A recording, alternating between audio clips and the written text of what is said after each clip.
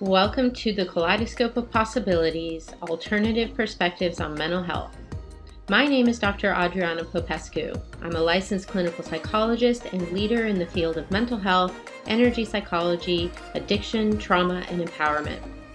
In this podcast, we will be exploring mental health from a variety of perspectives, from the spiritual to the shamanic and beyond. What if mental illness isn't everything we think it is? What if everything we see as a pathology is actually a possibility? What else is possible with mental health? Hi, everyone. Dr. Adriana Popescu here with you today with another episode of Kaleidoscope of Possibilities, Alternative Perspectives on Mental Health. I have with me today somebody I'm very excited to speak with. I know her well. Her name is Camille Hildebrand, and she is a native of the San Francisco Bay Area with over 10 years of combined personal and professional experience in the field of addiction and mental health treatment. She is currently the founder and chief executive officer of Avery Lane, an all-female substance abuse and trauma specialized program in Marin County. Prior to creating Avery Lane 6 years ago, Camille worked in various roles within gender-specific substance abuse programs. She brings a wealth of knowledge into creating a program that creates and encourages and supports women seeking long-term sobriety and recovery.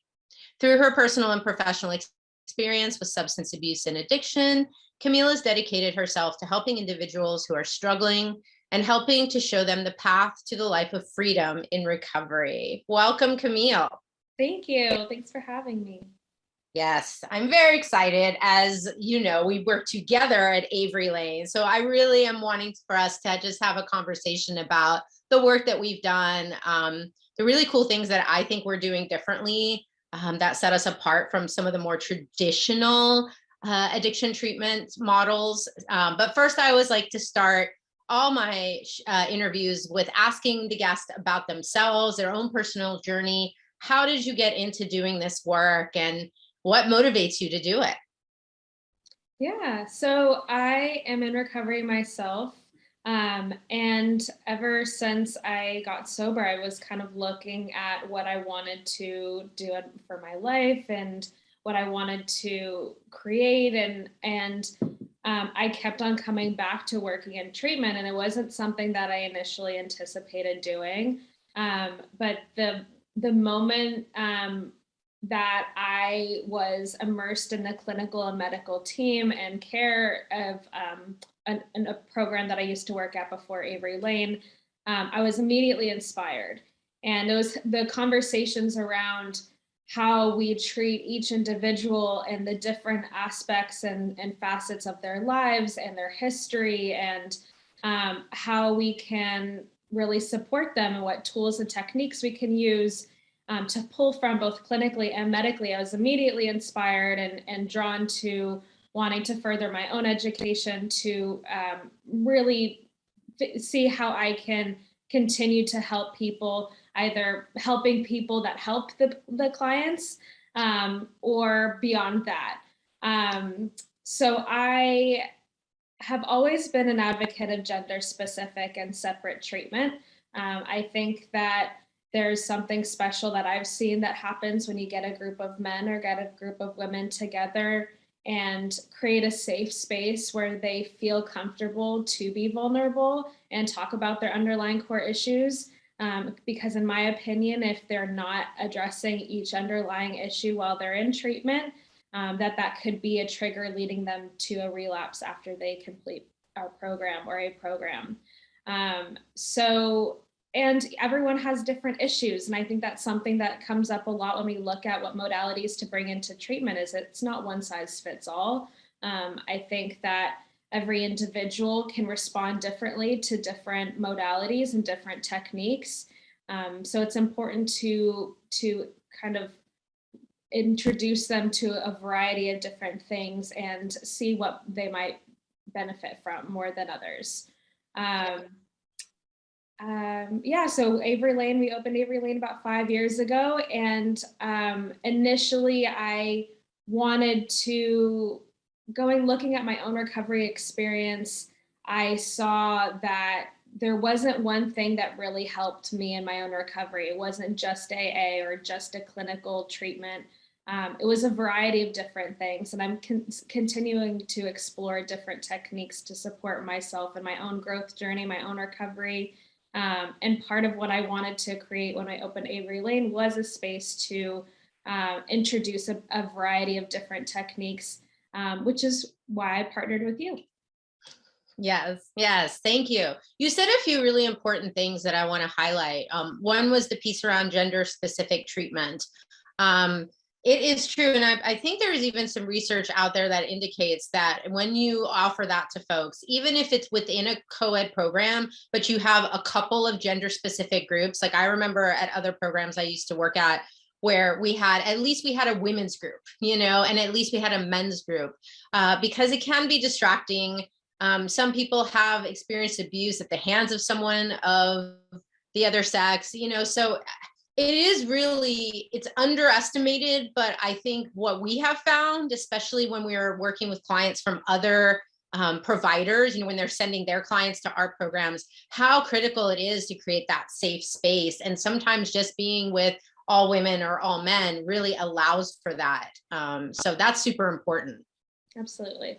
Yeah. And then the other thing that you talked about is individualized treatment. And I think that that is also a newer idea in addiction treatment, because before, and in many, many programs in the country, it's still one size fits all. And you have programs that are, for example, 12-step based, and that's the model, and you don't deviate from it, and everything falls within that. And we've seen so many people who've tried that, and it just, for some people it's great, it's something that works, and for a lot of other people it doesn't. Mm-hmm. Yeah, we've had quite a few clients come into our program where they've been through multiple treatment programs and nothing's worked, and they come to us with a degree of hopelessness, thinking that they're the 1% where treatment doesn't work for them, and which is not the case. It's really that they just haven't found a technique and a clinical tool that might work for them more than what they've been exposed to in the past. Exactly. And so I know one of the things that we offer at Avery Lane in terms of like peer support, which is what AA and other programs like that are, we try to actually expose our clients to other self-help types of groups, right? Not just AA. What are some of the other things that we've offered to folks? Yeah, so outside of 12-step, there's Life Ring, there's Refuge Recovery, Dharma Recovery, Smart Recovery. There's a variety of different peer support group out there. And I think one thing that we've always advocated for is that it's helpful to have a community after you leave treatment. You're in this community in the treatment program while you're going through the treatment process. And it's been super imperative to have people connected with other people in recovery after they leave, because they're missing that from what they created in treatment. So whether it's 12-step or non-12-step based, we'll expose them to all these different modalities or all these different groups while they're in treatment. But after they leave, our hope is that they find something that works for them so that they can continue.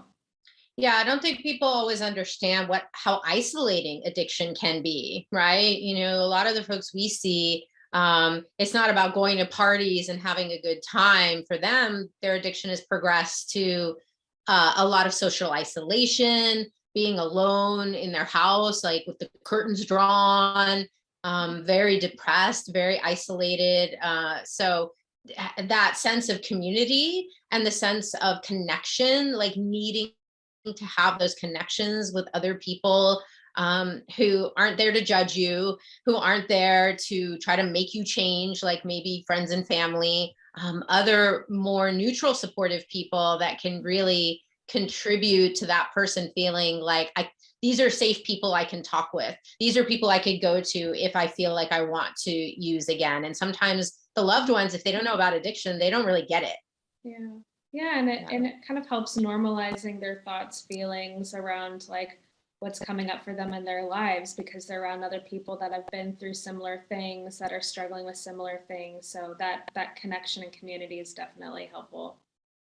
Yeah. And I think education is so important too. I know we have a family program and we try to educate the loved ones of our clients I mean, so many people still think that rehab means, you go to this place for 28 days and then you're cured. And then, the addiction goes away. All you need to do is stop drinking, stop using, and then you're cured. Can you debrief us about how that's not actually true?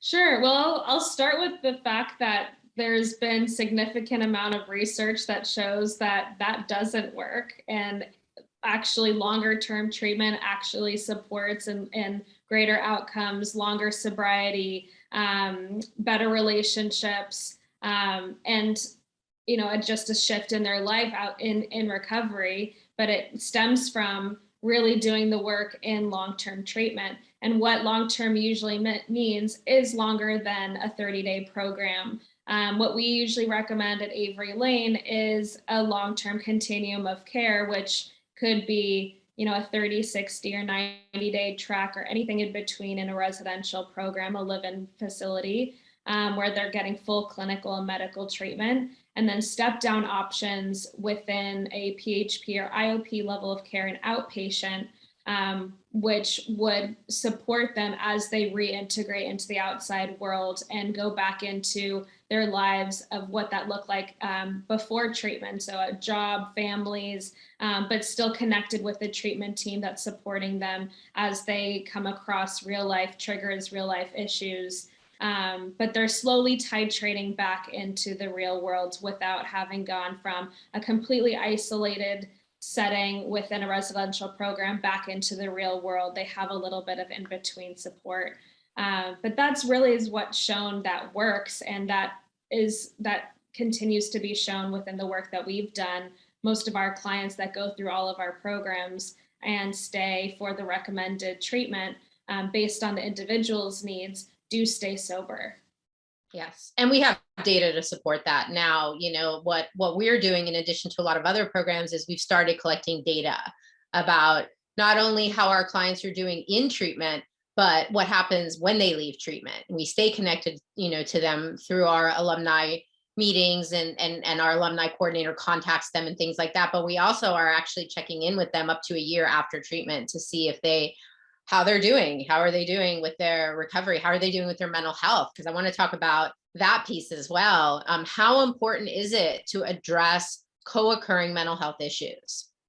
Yeah, I think it's very important, and I know that it's a relatively newer topic in the treatment industry, to bring in the treatment of co-occurring and dual diagnoses into the treatment of substance abuse. I think what we've found is that addiction and alcoholism is more a symptom of underlying issues that haven't been addressed and haven't been treated. So our goal within Avery Lane as a dual diagnosis program is to address those issues both clinically and medically, with a psychiatrist, with group and individual therapy. But as those issues are not addressed, that could lead to a client relapsing after treatment or becoming triggered. They need to understand what their underlying core issues are so they do have the tools to support themselves after they leave our program. Right. And again, what the data is showing us is that the vast majority, if not up to like 80 or 90% of people who have addictions do actually also have a co-occurring mental health diagnosis, which means something like depression, anxiety, PTSD, some other mental health condition that is perhaps the symptoms of which they are trying to medicate with the drugs and alcohol.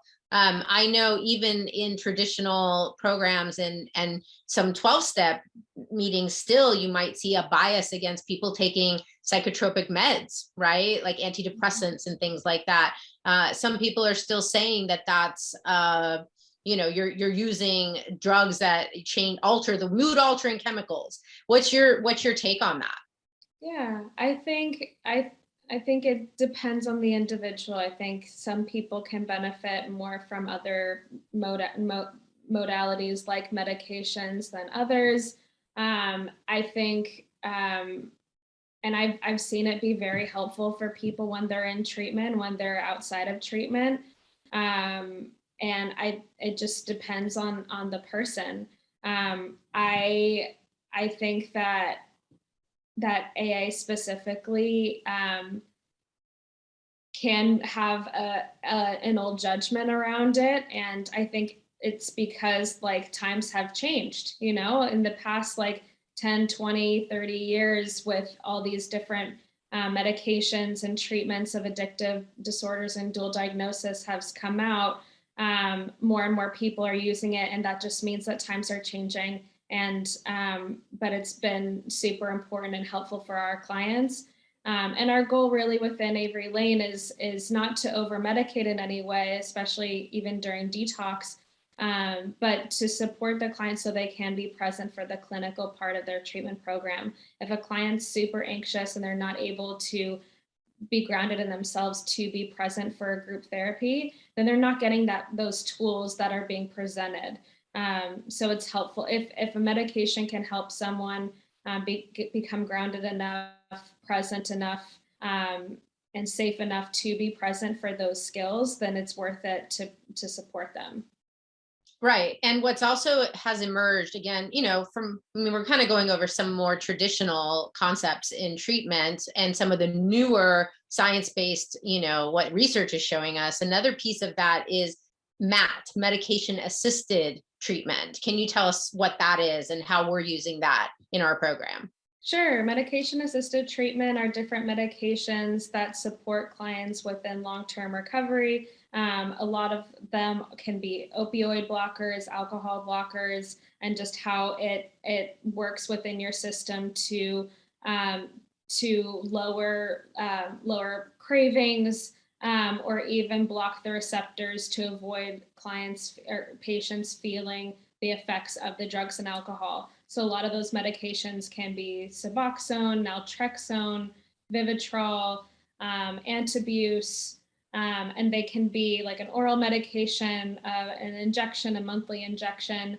How we've used it for our clients is, again, case by case. It depends on the individual, their history, and based on that, we'll make a decision on what medication would be beneficial for them, and kind of plug that into their aftercare plan as well. But it's been shown to be really helpful for our clients, that especially the ones that have been through multiple treatment programs, or have had multiple relapses and need that additional support that a medication can provide.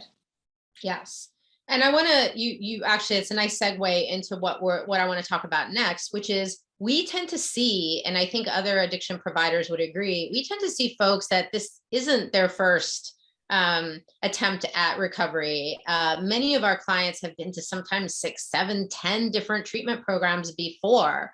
One of the things that we see is, so what hasn't been addressed before, and one of the things we often see is trauma, that there's often unresolved trauma, unresolved mental health issues of other kinds at the root of this ongoing relapsing addictive behavior. Can you talk about the role that trauma plays and how important that is to address in treatment?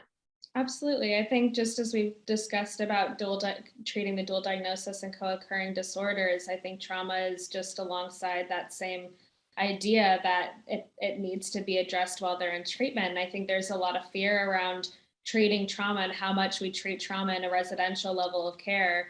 And again, I believe that if it's not treated or addressed in some way, depending on the individual and how deep they are able and willing and appropriate to go, I think it's setting them up to potentially relapse. And deeper trauma work can be continued within outpatient or referrals to an aftercare program after they leave our residential, if they don't continue in our outpatient. But I believe that it is important to address trauma.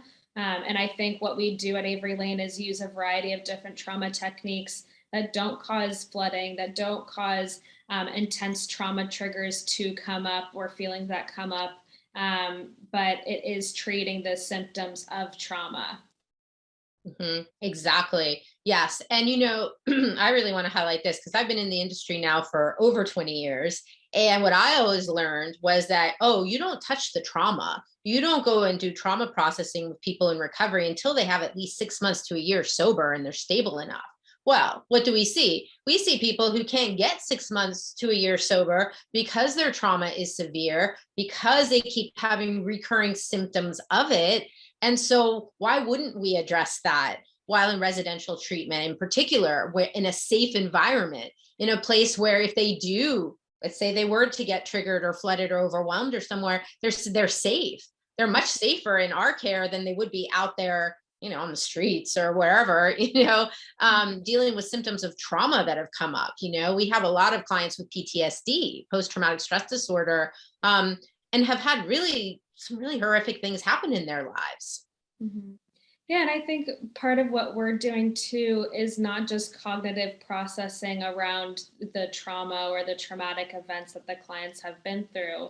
And I think that could be the reason why a lot of programs or providers don't want to touch that, because that piece can be a lot for clients. And I think it's through the different modalities that we've brought into Avery Lane that really support us in slowly breaking through the trauma and treating it directly. That's been helpful. Yes. So, as someone who specializes in energy psychology, the part that's been exciting for me, especially in the last really five years or so, is how much the science has finally caught up to what we've been doing in clinical practice. There's many of us who've been using these more holistic oriented therapies, and we do have, like tapping, for example, EFT, right? This is something we use in our program. It's based on traditional Chinese medicine that's been around for 5,000 years. So if something's been around for 5,000 years, there's probably something to it. But what I love is how much science has finally caught up and really validated. And we have research now. We have over 200 published studies on this particular modality alone that tell us that this stuff works. And we now understand why. It isn't just about, yes, we're balancing the energy flows in the body, we're removing energy blockages, like what the Chinese might say. But now we know we're actually working with the parts of the brain that are underlying the trauma and the addiction itself. That's what's really exciting to me. So I'll talk more about the specific science, but can you talk about how we bring those scientific principles into the program? Sure. So I think kind of backing up from looking at what I wanted to create at Avery Lane, I knew that we as treatment providers use a very similar core toolbox of modalities within each program. And I think those modalities are really beneficial. A lot of the CBT, the DBT tools, they've been really supportive of clients in treating addictive disorders. And I also knew that people still relapse after treatment. Treatment isn't down to an exact science. There's no cure for addiction. Treatment isn't going to cure you of addictive disorders. It's not one quick fix and then you're done. It is constant work within inpatient and outpatient treatment and throughout your recovery. But I wanted to bring in other modalities that weren't necessarily used or seen in treatment that have helped me individually, and also partner with people like you, Adriana, and our medical director that are constantly staying up to date on the latest research on how to treat not just addiction, but trauma and co-occurring issues that might be a little bit out there, but maybe could make a huge difference in the lives of our clients. So I think energy psychology specifically, bringing that into our program, I haven't seen a lot of other programs use those tools and skills. And I've seen it be very helpful for our clients. These are hands-on tools that we're giving our clients that they can take with them after they leave treatment. The tapping, for instance, they can learn tapping within a group. They'll use it throughout our program with different staff members, not just in a group setting. And that way, when they leave our program, they can remember these hands-on tools that they were given, and they don't need to sit with a therapist to be able to treat or address any triggers or anxious feelings that are coming up in that moment. They have a toolbox that they're given. So that's something that I love about the energy psychology tools, that they're so hands-on, they're easy to use, and they're so effective for our clients. Yeah, agreed. And you said a key piece there is that, and how I hear it is empowering. We are empowering our clients to regulate their nervous systems, to use proven tools that will help them change the way they're thinking and feeling. Because what our folks are coming in with is the idea that the only way I can change the way I feel is by taking this drug, right? Or drinking or whatever it is. And we're showing them that while in treatment, like, nope, actually, you can do these other things that are actually more effective, that don't have a hangover or side effect, that actually work faster than a drink or pill would work. And I think that is such a huge part of what we do that's kind of unique and different from other treatment programs. And you're right, we use tools like the tapping and some of the other things, both as in the moment, when clients are getting like dysregulated and they're having trauma triggers or whatever it is they're going through, even through detox, that can be really intense and emotional for people.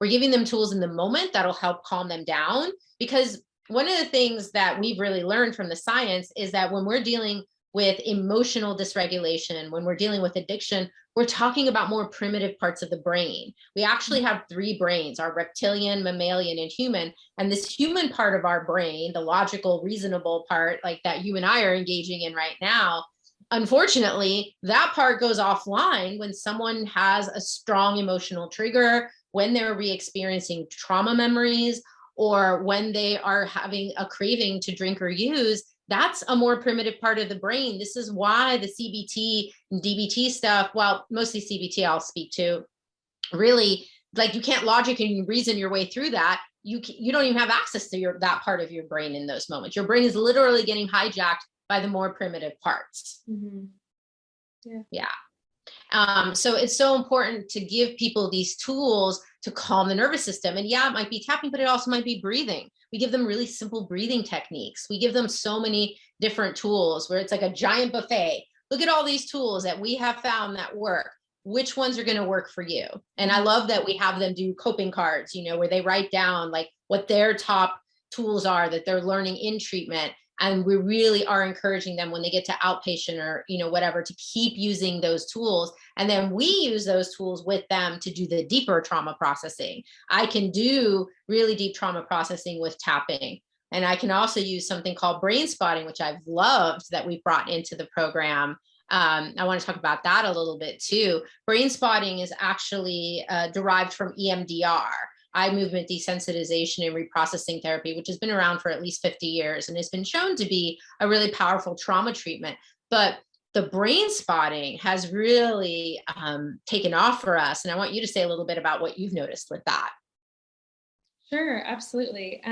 So I remember a couple years ago when we were initially thinking about bringing it in, and I'm always all for something new and exciting that's been shown to be effective. And what we usually do when we're exploring different modalities to bring into our program is we'll usually test it out, see how it goes with a few different clients, continue our research and outcome studies and see if we notice a difference on that level. And brain spotting was like very clear. It was making a difference with clients, especially those that struggle with PTSD and trauma.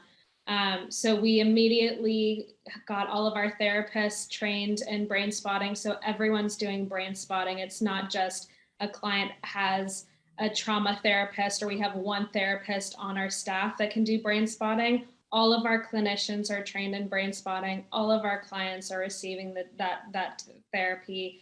And it's been pretty amazing watching clients that will be completely upregulated, triggered, anxious. No tools are working in the moment. It's hard to reach them because they're not in here, they're back here. And they'll go into a brain spotting session and they'll come out completely grounded and completely back into their body. And it's lasting effects too. And I don't know the science behind it. I just know my experience of receiving it myself and watching our clients, but it works. And that's the part that I'm excited about, is that it works. Yes. Well, I mean, I can just say really what happens with trauma is that most of us do not get a chance when we are experiencing the trauma in the moment. We don't get a chance to actually process through it and release it. The example I give to clients and when I'm teaching on this topic, because I'm the one who usually teaches about how the science of trauma and how it works in groups. I have, that as one of my topics that I cover. And what we know is that like if we're all, the fight, flight, freeze mechanism, which is really underlying this, right? And it's run by more primitive parts of our brain. And we all have it. If we're being chased by a tiger, we want to be able to run, fight the tiger, or play dead and hope it leaves us alone. The problem is that people who've experienced a lot of trauma have that mechanism getting overstimulated. Like their brain is misinterpreting life or death threats in situations that are not that. Right. And so what we're doing with the brain spotting, with the energy psychology stuff, even with the breathing, is we're actually showing their nervous systems that the body does not need to respond in this fight, flight, freeze response, that we are safe. We're teaching the people and their bodies to know that they're safe and they don't need to activate all the cortisol and the adrenaline and all of the things that come with that fight, flight, freeze response. So being able to get people out of that in the moment and then doing the deeper processing around those unresolved traumas. So if you had outrun a tiger, if you watch nature shows, you'll see this. The tiger, is chasing like a gazelle. Let's say the gazelle gets away. When that gazelle finally gets to a safe place, it shakes out the trauma, it releases all that energy from its body. So it no longer has to carry it with them. But people don't always get a chance to do that. So we've got all these people coming to our program who have trauma locked into their bodies, locked into their brains. And what these techniques do is they access that trauma, that energy of trauma, undischarged traumatic stress, and allows people to process it and release it in safe ways. And it's just been, honestly, it's been miraculous. Like what I've seen with the clients that I've worked with, these horrific traumas, the fact that they are able to work through that and get through the other side and say, yeah, that was a horrible thing that happened to me, but I'm no longer feeling that traumatic energy when I think about it. I'm in a calmer, more neutral space around it. That is miraculous.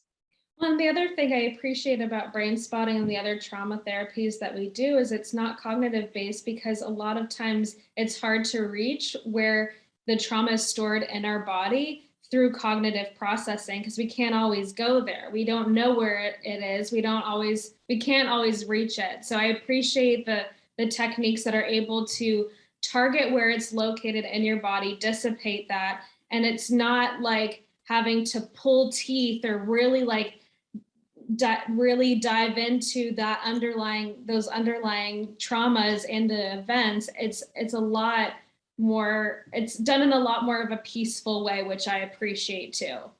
Yeah, people don't necessarily even have to talk about what happened, right? Mm-hmm. We can do trauma processing without even having the person talk or verbalize it. It's about giving their body, their mind, their spirit, which to me, are inseparable. It's like giving the whole being and a chance to work through this energy that's gotten stuck. Mm-hmm. And that's why we also offer hands-on therapies as well, right? We're using nonverbal techniques, also things like Reiki that we offer our clients, right? Or access bars, or even equine assisted therapy or art therapy. These are all different ways that we can access these, I call them energies, but these experiences that people have had that are root causes to their addiction, but addressing them in a non-verbal, more somatic, more energetic kind of way. Mm-hmm. Yeah. And let's talk about the spiritual, since we're talking holistic. Yeah. So physical, mental, emotional, and then spiritual. How do we bring the spiritual into our program at Avery Lane? Yeah, so we use a variety of different things. A lot of it kind of comes from, we'll start with like meditation groups. And I think I see how we treat that aspect of someone with helping them get back into their body and reconnecting to the energy around them, their spiritual side. But I think a lot of it kind of stems from those meditation practices, and the different groups that we do that kind of help them reconnect.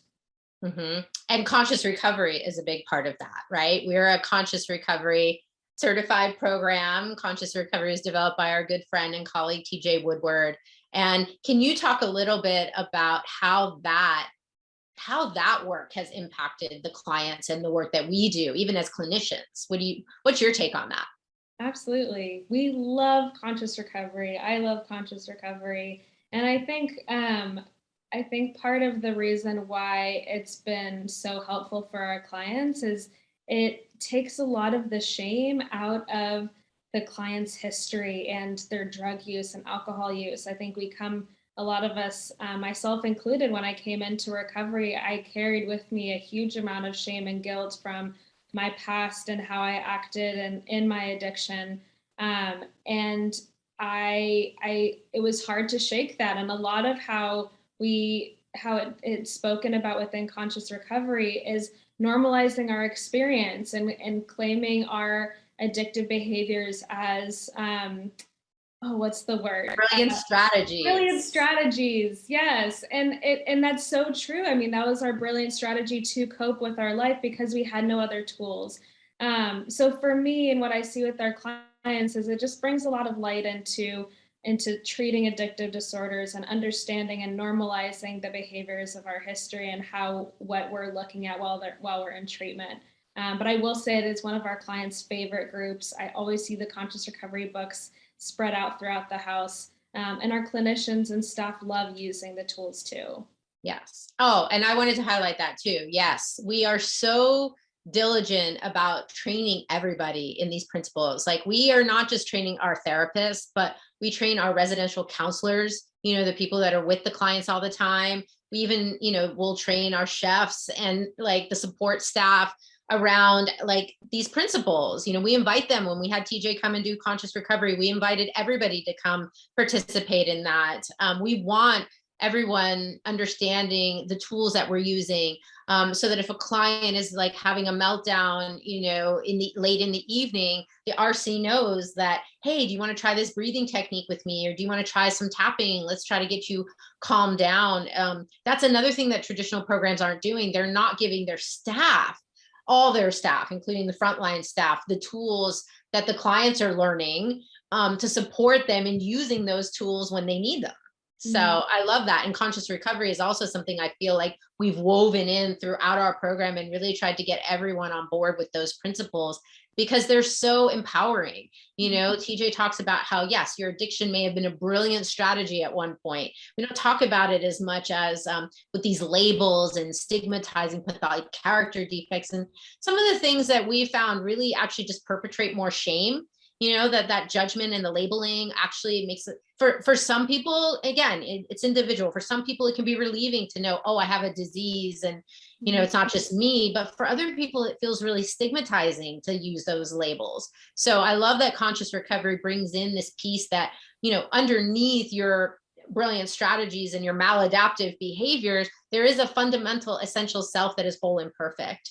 And to me, like when we help people reconnect with that, and that might even just be like taking them out on outings in nature. We're really lucky to have our program be located in this beautiful part of Northern California where we can take clients to the beach, the redwoods, all of that. And what a gift it is to put them in these environments where they get a chance, or through meditation or whatever it is, they get a chance to reconnect with that part of themselves that is essentially unharmed and unharmable, that part that is whole in light and love and all of that. And sometimes I think treatment programs are not including that piece. Yeah, I do love and appreciate that about our program. I mean, we see clients come into our treatment program feeling broken, identifying with being broken, not feeling whole, not feeling fixable.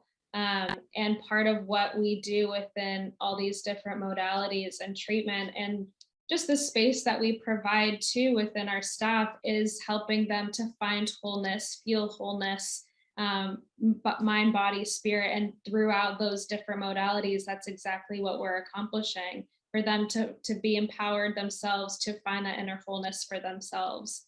And I appreciate that we do. I mean, you touched on this, that we are teaching that our staff these same tools too. And I think it's not only helping the language of these modalities and what we're speaking be integrated through all the different facets of our program, but it also creates a space where our staff and clients are supporting each other throughout the recovery process. A lot of our staff members are in recovery. I say we're in recovery. We're all in recovery from something, and we all need these tools. And it's been super beneficial for staff to learn these things. It's been helpful for me to learn these things in my own recovery and in my own life. And being able to use them alongside a client is pretty powerful. And I appreciate that too. And it just kind of normalizes that no matter where you are in your recovery journey, these tools are helpful and we're not alone and we can support each other through it. Yeah. I will say that Avery Lane has been one of the healthiest work environments that I've ever been in. I've worked in a lot of toxic, programs and stuff because people aren't doing the work on themselves. A lot of times they're not, or the staff, they still have their own unresolved stuff that they haven't worked through. And so when we're really emphasizing, and teaching everyone these tools, I'm using them, you're using them, right? I think what that creates then is a healthier environment for everyone. And I think we tend to retain, staff longer as a result. And it's so uniquely different from other programs. And, and people are noticing. Our data is showing that we're getting really good results, perhaps even better results than some of the more traditional programs. I was asked to write a paper for the Energy Psychology Journal about our use of energy psychology in the rehab. And we can also add that to the show notes because I think it would be helpful for people to see some like real data. And I put in feedback from clients and therapists about what it's been like to add some of these more holistic approaches to all the best of, we're not discounting the best of like traditional treatment. We are using all of that.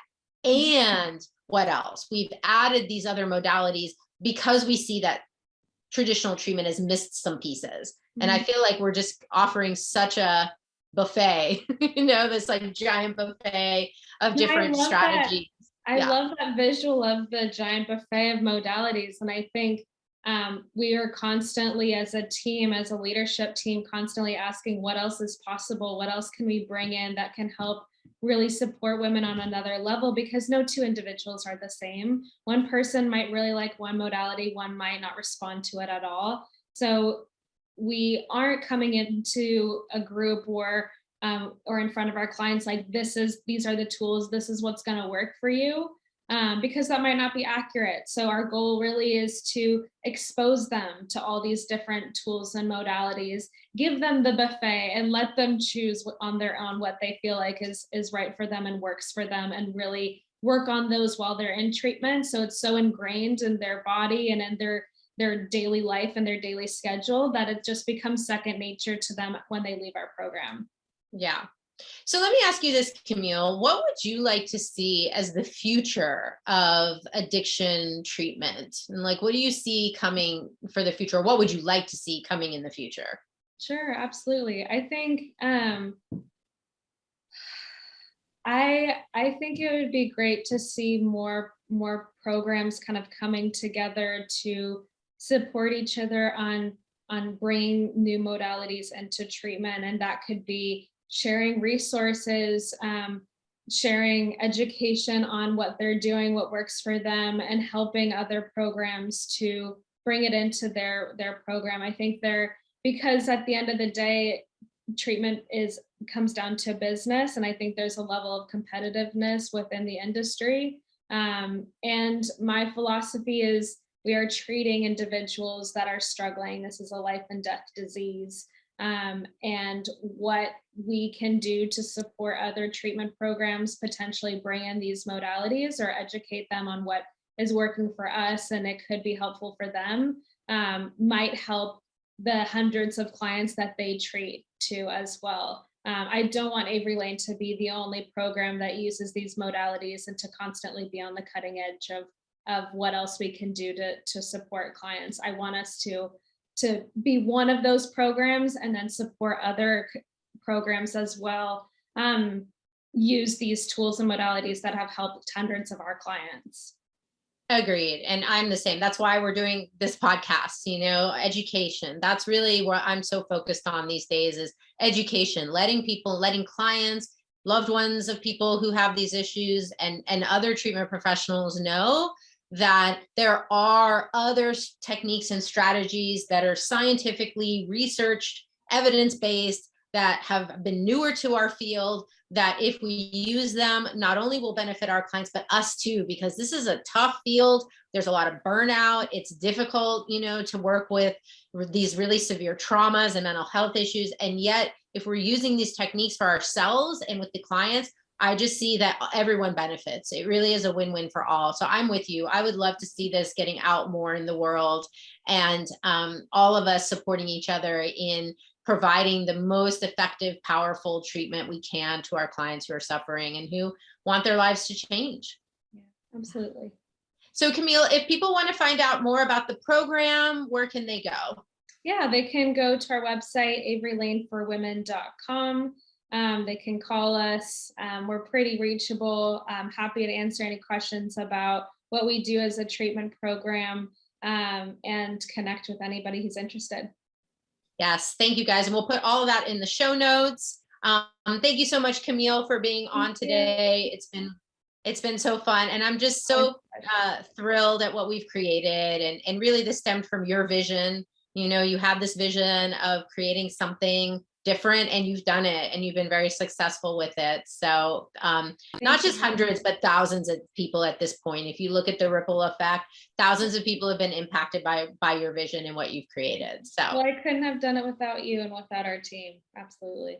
Thank you. Yes. So thank you everyone who's tuned in today for this episode. If you liked it, please do share, comment, all those things, because the more we can get this out there, the more people that share it, the more the platforms and algorithms will spread this podcast out to more people. And just know that if you are struggling or suffering, there are tools and techniques and support out there for you. And I really want to emphasize you're not alone.